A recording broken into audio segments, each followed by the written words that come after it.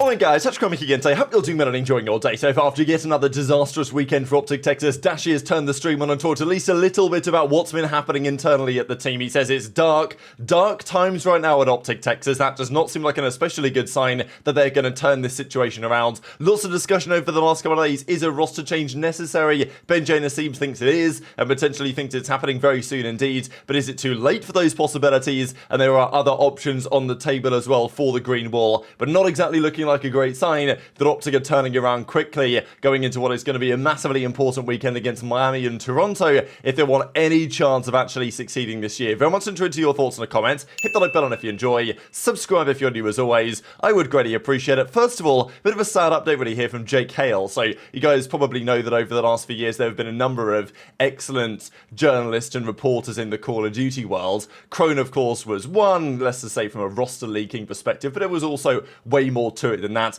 And the same for TJHaLy for the last couple of years. But, you know, layoffs at Deserto and other of these platforms over the last several weeks and months have come for TJHaLy as well. So he says, been notified that after 5 incredible years, my role at Deserto is at risk of redundancy. And then a couple of, days later, really, he put this tweet out yesterday to say, yeah, officially unemployed, had some great conversations, but of course he's looking for a next opportunity. So thought this is pretty unfortunate, really, because TJHaLy did a great job covering a lot of the changes in the scene over the last few years. Obviously times have changed, things move on. You know, let's say you're a leaker or whatever, right? You're talking to certain players behind the scenes. Maybe some of those players eventually are no longer in the league, and therefore the internet isn't coming in the same way. Adaptation has to be made. But yeah, wishing Jake the best because he's a good guy. And if he's no longer involved in the COD scene, I think there will be a loss for us as a scene. Plenty else happening the past weekends. Surge didn't win. They came second. Thought this was interesting though, because 04, who has been up and down, I think frankly he always is pretty up and down. But that 04 Neptune partnership has been working rather well, and it's not like 04 didn't have his good series. He did, but there were series where he could have played better. I think the scary thing about the Surge team is the fact that when they beat FaZe, 04 had like a 0.7 and Abuzah had a 0.8. Okay, Nastie was cooking with a 1.3, and you might say, well, you know, how frequently is Nastie going to be able to replicate that? But to be fair, he's been doing that now for the last month or so, and the other time he played FaZe, he had a 1.4. So, you know, Nastie's averaging a 1.35 against FaZe in the last 2 series over about 7 or 8 maps. It is rather impressive. And, you know, even more than 7 or 8 maps, right? Because they played 5 and then 4. So over 9 maps, Nastie has about a 1.35 against FaZe over the last few weeks. And of course, Neptune had a great series too. But 04 feels like he's not even playing at his level, which is... that's exciting for the league, and I think maybe concerning for rivals, who knows? But he says, yeah, personally, I feel like I've been playing not very well at all. Once it clicks, wow, we are going to be unreal. So, yeah, exciting to see where that goes for him, because if he can find a bit more consistency, certainly in some of the respawns, because his decision-making in Search and Destroy and the potential that he has is certainly high. And Abuzah, we know, can probably play better as well than he's done recently too. We saw at the end of last season, he was very impressive as well. So that's pretty exciting. Of course, Thieves got the win. It was a Game 7 win. Ghosty was talking all kinds of trash down the microphone, right? I mean, he was talking about this. You'll never be in finals ever again. You know, you won't be able to beat me on land, this type of stuff. I know that there was lots of comments on this, because at the end of the day, look, fair enough. Ghosty finally got a win on the board. It was a win of some sort. It wasn't a LAN victory, a proper event victory, but it was at least a victory, which Ghosty has not achieved at least yet in his career. And he's playing with a super team, so of course he's going to have the confidence. He's going to be talking trash and all this. But at the same time, the guys on Surge, certainly Nastie, he played with him last year on Thieves, right? So it seemed like, you know, those guys probably got on rather well. Obviously, he played with Nastie, Kremp, and JoeDeceives on that team last year, so you might have expected Ghosty to not be slamming the trash talk down the mic, but I know that some people have, you know, they have an opinion on this, whether they think that Ghosty's trash talk is fair and it's just COD, which is kind of my take, or whether you think that this could potentially come back to bite him in due course, certainly when they get to a LAN environment.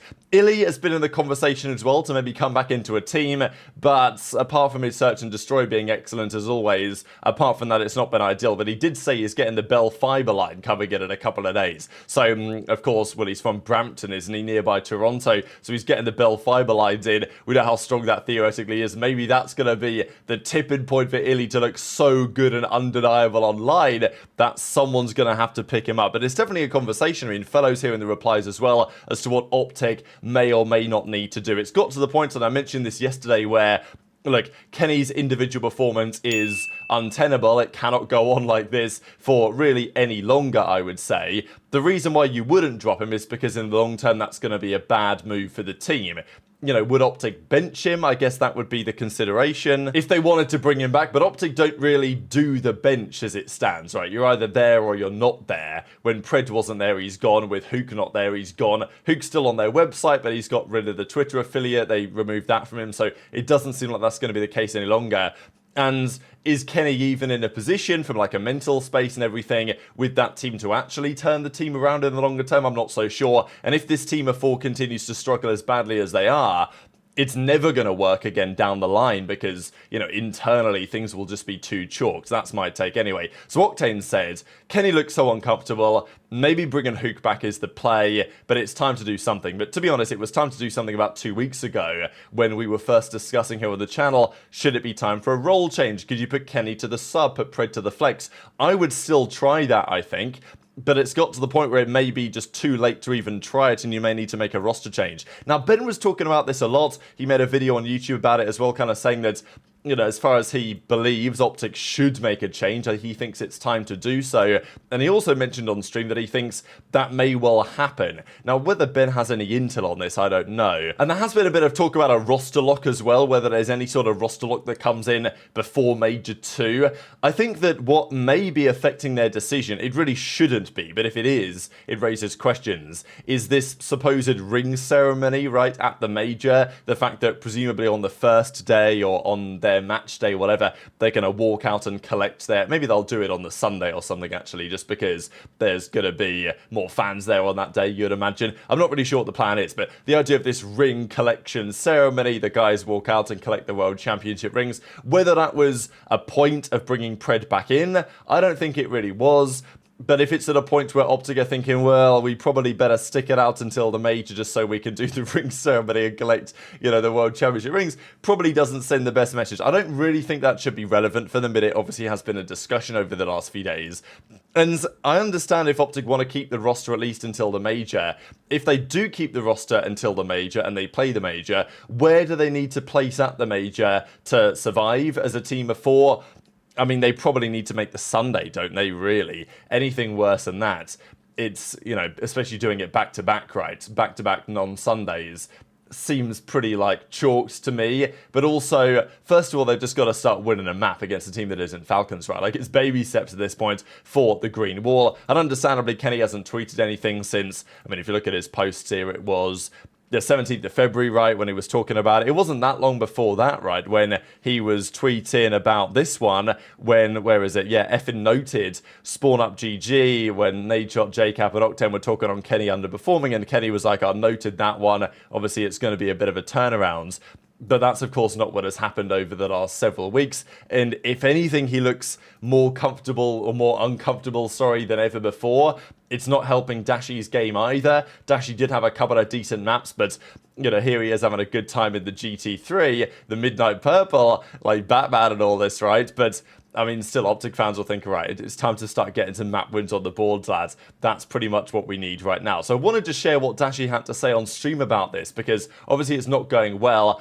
I will say fair play to OpTic and the OpTic players, like, still turning the stream on, they're still turning up, they're still putting in some of the content hours, and, you know, it's nice to see, because easily they could just refuse to stream, don't want to, you know, want to block out all of the noise and all this stuff, but fair play, like, they'll turn the stream on and face the music to some degree, and I think it's probably good for them to be forced to face the music in that way as well, because, you know, they've got to recognize that match after match, week after week, they're not only letting their fans down, but as Ake said, at times they're frankly embarrassing their fans. Like, it's, you know, right now being an OpTic fan is not an easy thing, I don't imagine, given the way that they're performing, getting clowned on by all teams. Like, even Falcons, before they played them, were coming out talking about Burger Bowl, and, like, Falcons even did the tweet with Hook looking at the camera, right? Like, OpTic fans can't catch a break right now, and it's obviously thanks to OpTic's performance not being where it needs to be. And at the end of the day, talk all you want about these guys are maybe, you know, some of the criticism is unfair or has gone too far to some degree. I don't really believe any of that. I mean, these guys are the reigning world champions. Like, this is the story of the year, and this is why people are going to talk about it. Firstly, Pridge was the story of the year, getting dropped inexplicably, and now the team that won the World Championship a few months ago is looking like the worst team in the league, pretty much, apart from, you know, the team that must not be named. So I'll share what's going on here from Dashy's side, but as he says, you know, my bad, and the team is bad for the matches, but it's dark times. All right, thank y'all for watching, man. I appreciate you guys once again, chat. Apologies again, man, for how the match has been going, but just know the boys will keep fighting, man. Still grinding, bro. It's all that matters, man. It's just dark, very dirty, dark times right now. Be like that, though, I guess. Highs and lows, man. Highs and lows. I'm afraid HyDra. So dark times doesn't really spell out a picture of much optimism within the team as to how quickly they're going to turn this around. And I just wonder what they're going to show, assuming they do turn up with that same team when they play the upcoming weekends, because, you know, they're sitting in 8th in the championship as it stands. This is their schedule for the weekends. They play Miami on the Saturday and then Toronto on the Sunday. These not only are potentially winnable games, but also, frankly, must-win games. The Toronto one is, look, Toronto, I don't even think they're that good at the moment, but they did 3-0 OpTic with relative ease. Like, map 2, map 3 were kind of close, but OpTic threw a little bit, and Kenny had a horrific control again. Dashy was the only one shooting back in the search and destroy. The hardpoint was pretty horrific, frankly, from start to finish. And that's a Toronto team that are not, you know, not a top 2 team in the game right now, as that organization has been over the last couple of years at times. And on the first day, they play Miami, a team that's in a bit of a slump at the moment, right? Miami, they of course bombed out top 12 back at the minor. I think Miami this year have won 6 series and lost 11, something like that. But their top 3 at the major bumps them up in terms of their overall standings. And of course, they beat OpTic back at the major, right, in the first round famously. This is such an important series. You know, on paper, you'd say, oh, well, if you just had to isolate in this specific series before the season began, I'd say, oh, okay, interesting. Well, OpTic are playing Miami again. You know, will Miami bring the upset? This time, if OpTic win, it's an upset, right? Which is crazy, but that is how it is. And yeah, this is the thing for Dashy. If it's dark times, if things aren't going so well, a couple of weeks ago, when they got 3-0'd by Rocket, to me that should have been like panic stations, because that shouldn't have happened. I know that it was online, and I was expecting some attempt from OpTic to help turn things around, whether that was Kenny to a sub, and, you know, whatever you think of that being a good idea or not, they should have tried something weeks ago. And it felt like after they lost to Ravens, it was like, oh, we actually kind of do suck. Like, we need to figure this out quick. And then they've got another week has gone by, and they're thinking, oh, well, we'll probably beat Falcons, get some momentum.